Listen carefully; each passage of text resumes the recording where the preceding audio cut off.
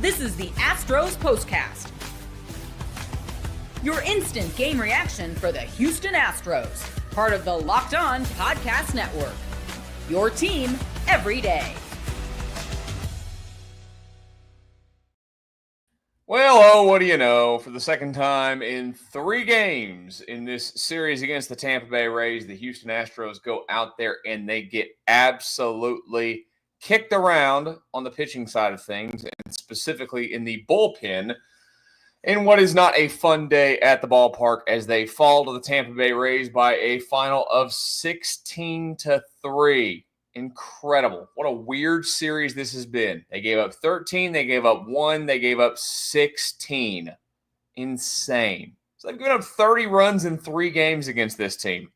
And again, one of the games had a complete game, 1-run ball game. Insane. Something about playing Tampa that just does not mix well for the Houston Astros and never really has, and I just don't know how to completely explain it. This is the Locked On Astros Postcast. I'm your host, Michael Connor. Today's episode is brought to you by FanDuel. Right now, new customers get $200 in bonus bets when your first $5 bet wins. I mean, look, I'm not coming into this show being all that excited to have to do a show today. I didn't say have to do a show today. I have not been here the last couple of days. Thank you for sticking with us still. I just had a lot going on in my world and unfortunately not available the last couple of days. And here we are, we're back. And of course, it's the game where the Astros go out there and get smoked the worst. I mean, I was, could have been back for last night's game where it was great and Fromber was unbelievable and hit a walk-off. And look, this team has played really good baseball overall in the last couple of weeks. You're going to have points in the season where these kind of things do happen. Games do happen. I'm not going to completely fire off the alarms. It stinks for their bullpen that they're giving up numbers like this because it's going to distort a lot of the good that they've done this season. Because overall, they've been an incredible bullpen this season. But that's probably the first thing that you're walking away from this one in. This is what you'll be talking about. Like I mentioned, that the bullpen today and over the last 2 out of the last 3 games have been horrible. I mean, look, the only game that the bullpen didn't pitch in this series was yesterday, and Fromber pitched the entire game. And really, I mean, today you just go back through it. Dubin was lucky to only give up 1 run in his inning, but he has been so good this season. His batting average against has been down like the 150s. Ort has been absolutely horrible since he's come back overall at times. And Whitley at the end, he kind of had to wear it, but he's also not getting results. Look, here's the truth of the matter. And, of course, the other night, you had guys go out there and get lit up that hadn't been lit up really at all this season. And then, again, it distorts numbers when you have small sample sizes overall because you don't pitch a ton of innings as relievers. You wonder if you're hitting a little bit of that part of the season where you get some dead arm or, just hitting walls or whatever it might be. There's also the fact that the Astros are, of course, insanely thin when it comes to starting pitching right now. And, they get through they go through the rotation, and right now they have only 2 guys they can count on to always go deep, and they hope that they have another one in Lance McCullers, the way that he's pitched and started around into form, that he's going to be one of those guys too. But when you don't get that and you have guys going, 4 1/3 or 5 today for Gordon, that kind of stuff is going to eventually catch up to bullpens, and that's where it makes you wonder when performance lacks, and performance is lacking 2 out of the 3 games in this series, the amount of runs that they've given up, is the starting pitching part of the reason as to why that is happening now for this baseball team. I'm not going to, fire off a ton of panic alarms just yet. I think you need to give it a little bit of time, give it a few more outings. Like if they go for the next week and do that, let's start firing alarms. Maybe the bullpen was just having a hot, month and a half, 2 month stretch to start the season, and you could be in trouble again. But again, I'm not going to get there just yet. It's not time for that. So we'll see. We will see for this baseball team. It stinks that on a day like today where, you come out and you get a leadoff home run from Jeremy Pena to start it. He answers eventually with another 2-run shot. You think that you're going to get a lot more out of this team today. And, Just haven't. And it's just, I'm telling you, something about Tampa. Most years, the Astros just don't play all that great against them. I don't know what, you could probably always find, you can find all kinds of teams that, whether they're good or bad, and Tampa's been good for a long time. They're a weird team this year. They're good and bad. But against the Astros, they look pretty good. So tomorrow is going to be the end of this series. I think splitting it would be awesome. Of course, the Astros started off this homestand in great fashion with 5 wins. So if you split, you've gone 7-3 on a 10-game homestand. That's a great homestand. You don't want to end it on a sour note like you did today. But the good news is that you have the man now. Look, he's got to get his revenge for the last time that he faced this Tampa team. His only rough start of the season on a day out there in, a minor league ball or a spring training ballpark in Florida where they're playing, where the ball's just jetting out of there. Hunter Brown gives some home runs in that day game. Good chance for him to bounce back. And there's also that aspect of this as well. I think when you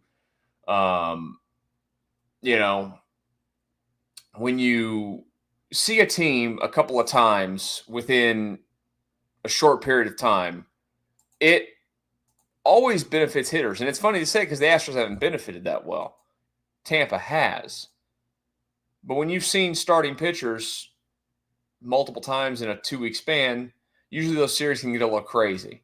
And I guess you could probably say that for this one. The series has been a little crazy. 2 absolute blowouts and 1 tight one that was an awesome pitcher's duel. They've had a lot of looks recently, and then Tampa gets good looks off the Astros. It's just as simple as that. There's no other way, that you can look at this and just go tip your cap. It is what it is. They've kicked your butt. They've kicked your butt for 2 days out of 3 here at home, and try to wipe it off and do it again tomorrow. And like I mentioned, if guys in that bullpen continue to struggle, maybe there could be changes. Of course, there are guys in there that have minor league options. And if their struggles were to the point where it keeps being a problem, then yeah, you'll go ahead and make some roster changes and do some things. I think we're a little bit of ways away from that. They got to figure out more than anything else, how they keep getting through the starting pitching that they have. Because they got a lot of injuries there. And oh, wait, the Astros have injury news today, too. It was not a good day to be a Houston Astros fan. Do want to talk about the unfortunate news that came out earlier today and just kind of the philosophy and the way that franchise operates with the Yordan Alvarez news. And let's discuss that next here on the Locked On Astros Postcast. FanDuel is where you need to be to get yourself some action on the games. The NBA playoffs are in full swing, and every night delivers highlight-worthy performances, major momentum shifts, and can't-miss moments. Whether it's a game-winning shot or a breakout player, there's never been a better time to get in on the action. FanDuel makes it easy to stay in the game before tip-off and live with player props, performance trends, and same-game parlays. Fans have more ways than ever to play smart and win big. If you've watched any of our Texans squad shows we've been doing, we had one earlier today. I like to mention in that when I'm talking about FanDuel, you can get week 1 NFL odds already and go over there right now. And the Houston Texans are a dog in week 1 against the Rams. I think it's crazy. I've just throwing it out there to you. New to FanDuel, it's the perfect time to sign up. Head to FanDuel.com and place your first $5 bet. If it wins, you'll get $200 in bonus bets. Make every moment more with FanDuel, official sports betting partner of the NBA.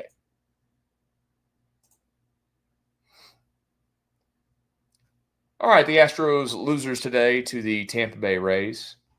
I'm going to be honest with you. I don't really want to talk about that game anymore because they lost 16-3. They're 31-27 now in the season. They'll wrap up this series tomorrow with the final game of it, a 1:10 first pitch, we will be live, of course, as soon as the game ends here on the Locked On Astros YouTube page. All right, the news of the day for the Astros, outside of getting smoked, was the fact that Yordan Alvarez is hurt. And we knew he's hurt, obviously. He hadn't been in the lineup in a while. Did not play well when he played this season. Only had 100 at-bats, but was not looking like Yordan Alvarez at any point, really. They called it a hand injury. They called it a muscle strain. They called it whatever. There's never really a lot of information from the Astros. They don't even have the player. They allow the player to constantly decline interviews and whatnot. Well, yesterday they trot him out there and they say, they've been sitting here saying this whole, when the big man tells us he's ready, we know he's ready to go and we're going to put him back in there. So yesterday they trot him out there. He takes live BP, puts the ball over the fence. Apparently, hand didn't feel all that great. And he's been hitting for a few minutes now. It's not like this is just like he just decided yesterday to hit. So let's go get some more imaging. Oh my goodness, look, we've discovered a fracture. And that fracture, I don't know how, this is the dumbest thing ever. I hear this. It's 60% healed. Okay, stupid. You can't put a number on a fracture heal. Unless I hear that out of the mouth of a doctor, I'm not listening to Dana Brown and believing anything he says. I'm just going to flat out put it out there for a long time now. It's been an embarrassment how they handle injury situations. It's an embarrassment as to how they treat you, the fan. I'm not in the media anymore. I used to be. I think it's an embarrassment how they treat the media with how they don't give information. They aren't open about things. It's not going to hurt you to just tell the truth. There's nothing wrong with it. There are teams and examples all over the place where they give transparency. And guess what it turns into? Trust. And the topic moves on and you wait for the player to heal. I don't understand their world of secrecy that they live in. Now, I'm telling you, for my years of being in the media over there and dealing, like, it was, you go to the ballpark and you ask about this or that, and it's just, they just lie to your face. They're liars. There's no other way to put it when it comes to injuries. They're liars. And I don't understand it. Never have, never will. And again, I've brought up the examples. We've seen it, like the Angels constantly, when they have injuries, their trainer is available to be heard from, to go through the injuries, to explain it, to give the reporters what they need, to write their stories, to report on TV, radio, whatever. And then also, again, that just the fan, you as a fan, I know you're frustrated about it because it's just like last year. I mean, think about the Kyle Tucker thing last year. It's his leg. He's going to be a little bit of time. He fouled a ball. Oh, all of a sudden it's a fracture. It doesn't benefit anybody. It doesn't. And it happened. Their ways of handling it happened a long time ago, and it's gone through different regimes. It's just never changed. And they're a great franchise. They've been a great franchise for a very long time. I'm going to be honest with you. They're full of themselves. They've been full of themselves for quite some time. If people knew kind of how things operated over there at times with the way that things are handled in terms of media and whatnot and speaking, it's a joke. And this is just the culmination of it. You trot this guy out there, and and you're not holding your training staff accountable. You're not holding your doctors accountable. How does this go undetected where all of a sudden magically you see a fracture that's healed? It's embarrassing. It's embarrassing. It's only one other way to put it. They are an embarrassment when it comes to anything public relations with this. I don't get it, and I'm not going to get it. And I'm at the point in my life where I don't care if I say these things and get any kind of blowback from it. It doesn't hurt me. Whatever. Don't lie to people. Just give us the information. Move on from the day, and people will forget about it. And when the player comes back, he comes back. But you can't convince me that all of a sudden you just found this fracture magically. Okay, liars. That's how I feel, that you're lying to me. And they need Yordan Alvarez. That's the thing. They need him. This team wants to be great, needs to be great. And to be great, you got to have the big man out there. Simple as that. It is what it is. We'll see him in about 8 months, I'm sure, at this point, with the way that the Astros handle injuries. I have no idea when he will play baseball again. I do know this, that they will play baseball again tomorrow to finish up this 4-game series against the Tampa Bay Rays. Hopefully it's nothing like today where they lost by a final of 16-3.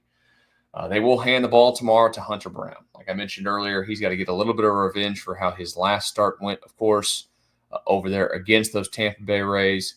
We will be live with you as soon as the game wraps up with the Locked On Astros Postcast, as we always are. I hope you guys have a great rest of your Saturday evening. Enjoy yourselves, relax. We'll talk again tomorrow afternoon-ish, early evening-ish with the Astros Postcast.